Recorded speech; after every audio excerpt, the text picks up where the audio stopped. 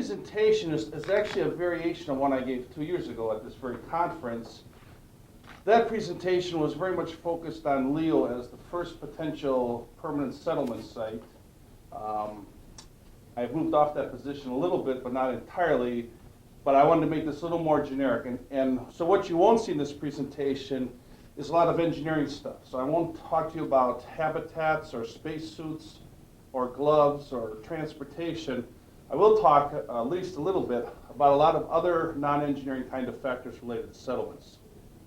How do we do that? How about I go All right, ahead if you'll and do drive that, it since that would it's be great. yeah. All right, so I think it's important to have some kind of historical perspective. I think that we are not going to migrate permanently into space without planning for it, and a good way to plan for the future is to look at the past, both the good, the bad, and the ugly, all three of those. So I'll talk a little bit about how space communities will evolve. That will be fairly straightforward. And then I'll talk about what will be the motivation behind these communities, who these spacefarers will be, what I think is the most interesting and challenging part, what I'll call open issues, summary, and next steps. Next. Okay, so I'm not a history teacher and I don't play one on TV, so this is everything I know about history. So of those several things up there, all of which I think we could cull lessons from, the two that I use most often are the bottom two. Antarctica, a very scientific, government-sponsored and international gathering of humanoids. The bottom one, which is very much the phrase I love to use, the greedy capitalistic bastards-driven motivation. In both places, they went to an incredibly unpleasant place. And the second from the bottom one, only the penguins were there. The North Slope of Alaska, virtually nothing was there. Even the caribou weren't really pleased with the North Slope of Alaska. But in both cases, humans went there motivated by, and a group of humans went there, and those communities have grown immensely, and all of them have changed their initial purposes. Antarctica, for those of you who don't know, is now a serious tourist destination. The tourist industry going to Antarctica from 1999 until last year, 2006, yes, grew from 6,000 tourists to 22,000 tourists. Now, that's a big price tag, and it's a lousy place to vacation if you get stuck for both of them. But booming industries, you know, who could have ever foreseen that Antarctica was a tourist destination? Next. All right, so this is 2 steps above common sense, to be quite frank. But how will communities evolve? Well, they'll start small and they'll get big. So that's sort of the punchline. They'll be formed probably in multiple places and for many reasons. So there'll be some scientific outposts, there'll be some commercial outposts, there might be some military outposts, probably some outposts I can't think of. Those outposts or initial settlements will grow based on a lot of factors, so I'm not a human growth person, but I can envision that things like traffic patterns, commerce, and of course more humans will help. Those outposts will grow to small towns or communities, much like Antarctica and the North Slope of Alaska have done. And over time, we can infer that those things, assuming that they continue to grow, will interact, they'll make friends, they'll expand, they'll make enemies, they'll expand some more, there'll be some of the traditional conquering and pillaging, all that good stuff. And eventually we should assume civilizations will emerge, and we should assume we should plan for that then. So let's not let it be a random act of nature. Let's use all of our good planning skills. Next. All right, I think it's important to keep in mind what is similar and what is not similar between those historical analogies from which we might cull something and where we're going in the future. So I think there's always a human motivation to go there, wherever the heck there is. Around the corner, over the hill, through the woods, onto grandmother's house. Profit and greed has always been a great driver. This is the privateer model for the last 7,000 years of humanity. Protection and expansion of the human race. So near-Earth objects and all those big rocks that come zipping by us every once in a while. I think everybody knows one is coming up in 2029 or 37 or So I'm running up a big tab somewhere. Risk and safety stuff. It has always been risky, and there's always been safety concerns, even in the early ships that crossed the ocean or went around the continents, and that hasn't changed. And believe it or not, government and industry partnerships. In various ways, shapes, and forms, that has been sort of an economic expansion model for 3,000 or 4,000 years. So what's different? Well, clearly technology. We go faster, bigger, better. We have better communications. We can keep in touch with people. The price tag's a little bit different. We've probably added a whole bunch of zeros and significant digits. International collaborations. So back in the old days, it was pretty much the first one there wins, so it was very nationalistic. You know, the Portuguese had to beat the Spanish, had to beat the Italians, had to beat the British and the Scottish. And I envision, in part because of the price tag, probably in part because of technology, I hope that there will be more international collaborations, and I hope we think about that deliberately. And lastly, and perhaps most significantly, to the best of our knowledge, there are no indigenous populations when we get to the moon or Mars or up in free-flying space. And that, of course, if you remember anything about history, has been a general bone of contention. My group, who I know and like and look like, ran into your group, who don't look like me, so there must be something wrong with you. And so, you know, maybe we'll play nicely together, maybe we won't, but in general, we don't. So we have a real opportunity here to sort of, in one particular area, have a clean slate. We don't need to worry about invading or dominating or becoming subservient to, at least not with whoever's there. Now, obviously, the first people there will then have that experience to deal with all the rest of the invading nations, but that's not my problem today. Next slide. Okay, so what's the motivation? What will drive these humans to get off this rock and go out and free fly or go to another rock? Well, clearly science and exploration. We have been doing this for 30,000 years, 50,000 years maybe. And so we should assume that that will continue. I expect it will expand. Those things are traditionally NASA, government, or typically not commercially funded, although sometimes they are. But what will be the things that will cause space settlements to occur out of those kind of science missions? Well, operations. So if we have big bases, big scientific outposts, we should have a few or maybe many people who will be taking measurements, doing analysis, whatever they do. For those of you familiar with the NASA Moon, Mars, and Beyond, or I guess VSC is the official name now, NASA's plans. Yeah, Vision for Space Exploration. Thank you. That's it, Vision for Space. So they have this concept of an orbiting transfer facility in low Earth orbit. Everybody I talked to at NASA, which is not very many, seem to think it's some kind of trivial negotiation and doesn't take up much space and won't need any humans, so a miracle will occur. Orbiting and extraterrestrial fuel depots.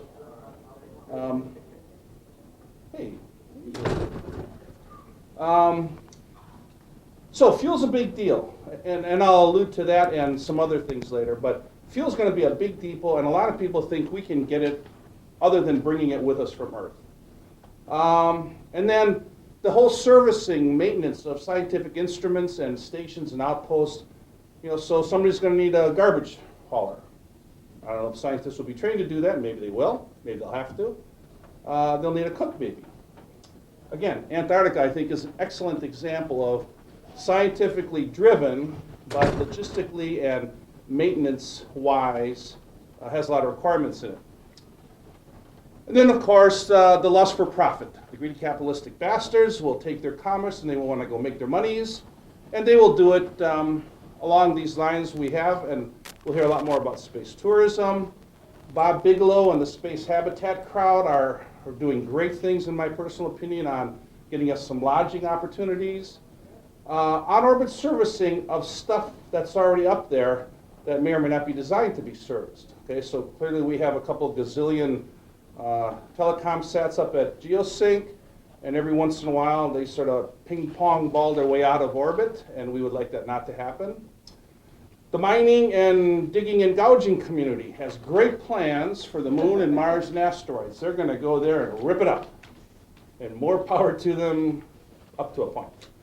So there's the whole Institute Resource Utilization communities, who again, while everybody's planning for almost autonomous, almost robotic, I'm of the opinion that if you don't send the repair guy or the maintenance person, you must be nuts.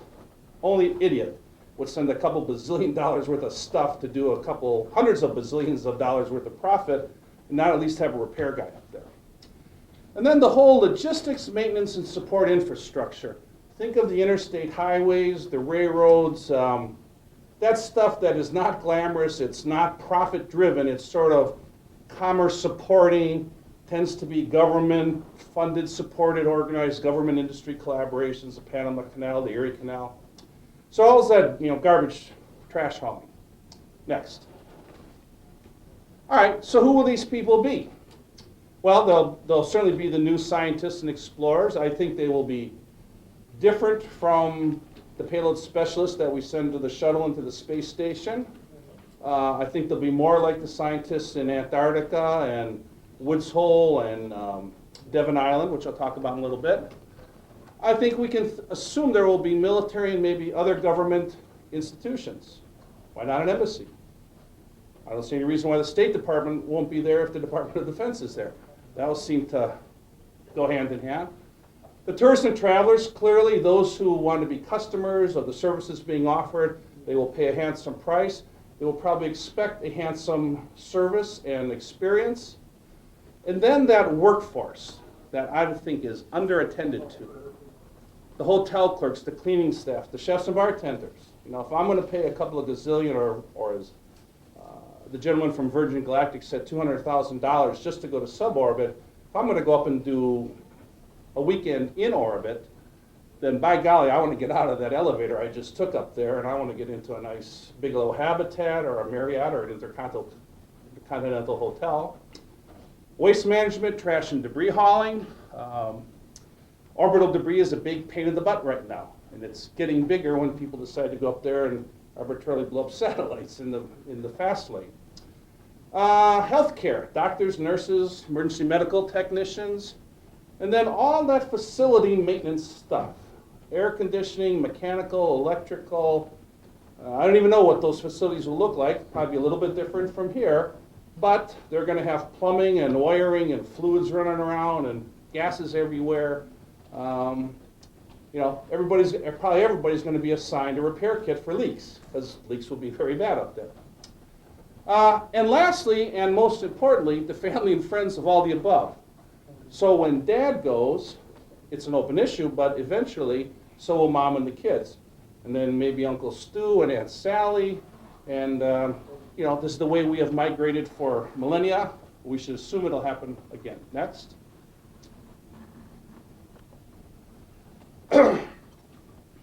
I think the backgrounds and training of these people will be significantly different than the astronauts we know and love today.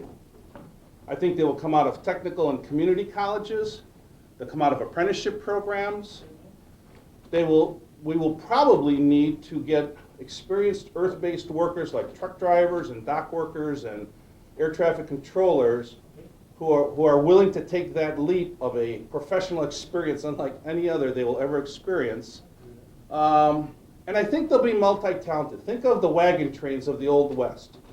Those were well organized. There was a leader, and his job was to sort of keep moving. But almost everybody there, except maybe the families of those there, had one or more skills. So the person who knew how to fix wheels might have been the chef, and so on and so forth. We should expect that in spades, I think.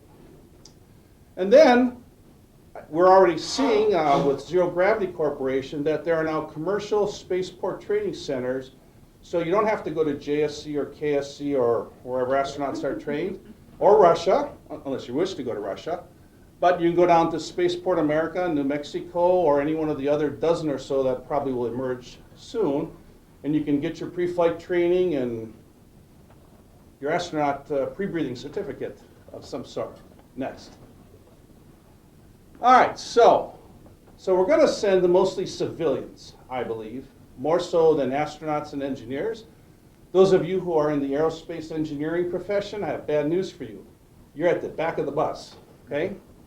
because you'll be down here on Earth designing all this stuff for those folks who have to go up there and use and maintain and support it. So clearly they're going to want a safe and pleasant working condition. No difference than here on Earth. They're going to want an ability to communicate with the folks back home, whoever back home is. Initially, of course, that'll be Earth. Eventually, back home may be the moon for those that go to Mars. For those that choose to take the really long trip out to the moons of Pluto or Jupiter or wherever, who knows where home will be. Maybe they'll have abandoned the concept of home. They're going to need a place away from the office. So I know astronauts. I've worked with astronauts, and bless their souls, they are trained to basically be at the office 24/7. You don't get to leave the space shuttle and go down to the bowling alley. In the space station, you're lucky if you can get down to the treadmill without clobbering into somebody, especially when the shuttle's docked, because you have a real human gridlock situation. So they're going to want to be looking for something like the neighborhood they left. Maybe not with houses and streets as they know and love them, but a corner tavern, a library, a restaurant, a bar, those kind of things. They'll have to support both individuals and families and other human groups. And while it may not look like home, it has to have some of that feel and amenities of home. Otherwise, they truly will be going to Antarctica when they probably were planning to go to Antarctica. Next. All right, so here's sort of my punchline. I think there are a lot of issues related to space settlement that should be planned for and designed into the migration off this planet, just like we do for engineering systems. So we spend a lot of time on transportation and life support and all these technical systems. What about all those social and cultural? So what are the norms of such a society? Who's going to decide? Where is the etiquette and ethics board when you have a homogeneous group of like thinking, like looking, like acting people? How does that change when somebody from another nation or another religion or another ethnicity shows up? Cultural. I think this will be one of the most interesting challenges. There are already people looking at arts and music in space, and however you define cultural, I think there's some real opportunities that this could be really a rich area. I think religion will be a challenge. We already see a lot of religious conflicts here on Earth for a myriad of reasons. We shouldn't be surprised if some kind of new religion emerges based on the experience of just getting there, wherever there is. So, a lot of issues there. Education, of course, so we're going to take at least adults. If we don't bring children, sooner or later there will be children, and we should teach them something other than to survive wherever they're at. Sports and space. I think this is the next great moneymaker. I think people like the United States Golf Association and the U.S. Bowling Congress don't know yet, but I'm going to try to tell them, what a great opportunity they have for a zero-G version of whatever their sport is. I expect big things coming out of that community. Next. Politics and governance. So for those of you who will be here tomorrow afternoon and can come over to the astrosociology section, I'm going to give you a short presentation on some first principles on establishing self-governance. Those three bullets up there are just a subset. So what model do you pick? Mayor, city council, county commission, lawyers' jirga, proletariat. We have 1,000 or 1,000,000 political models to consider. My opinion is there is no best one. It'll be dependent entirely on where you came from, what you know, who you like, how you can handle things. The issue of a single point of authority. Is there an arbiter, final decision maker? No appeals after that. We have a Supreme Court that is essentially our final arbiter. Will we need or want something like that? Laws. Personal property, boundary. Hey, you stepped over my border and your dog left a deposit. Please pick it up and go home. If we make laws, should we enforce laws? We sometimes seem to think that those two don't necessarily go hand in hand. We're great at creating laws. In some cases, I don't think we're so good at enforcing the laws we create. We think that creating more laws is the ways to enforce the laws we have. Okay? There's the whole Culinary Institute and marketplaces.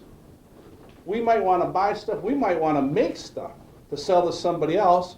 And so there are 3 examples of marketplace kind of things. Everything from the Casbah to the Mall of America. Next. In summary, I claim that we're going to space, so quit whining. Let's start planning for it. Let's not make it the exception to the rule. Let's make it the rule, and let's start thinking about all this stuff, not just airtight habitats, but the social amenities that make that a much more pleasant place to live. I personally believe civilian spacefarers will be the majority of those going into space, along with their families. And they're going to want something akin to, obviously not the same as, my neighborhood back home. We should expect and therefore plan for evolution of human gatherings and groupings. Again, looking for the best of historical trends, thinking of what also didn't work, trying to avoid those if they apply. So I think a new spacefarer nation is likely, supported mostly by a civilian workforce and other civilians. And I think it has to be accommodating, in addition to the technical engineering stuff, which is of course mandatory, to the social and ethnic and cultural norms that we love and appreciate here on Earth. And I think I have one more. So, what would I do if I were king for a day? Well, I would start conducting experiments. You know, I'm sad that biosphere is no longer with us. That is really a rotten deal in my opinion. That is one giant experimental facility waiting for some rats that look like us. Okay? I think we've got to, not that we should stop talking amongst ourselves, but we do that incredibly a lot. Okay? I have this dream of being invited to the United States Bowling Congress's annual convention and convincing them why they should give a hoot about space. And you want to know what the payoff is to do that? There are 2.3 million members of the United States Bowling Congress. 2.3 million. If you could get to 1% of that crowd, that would fill up every hotel of every space conference we have in a year at them all up. That is a huge group of people who today probably know zip about space and probably care zip about space. If we could get a small fraction of those kind of folks interested, you know, we don't need to sign up and buy a $200,000 ride.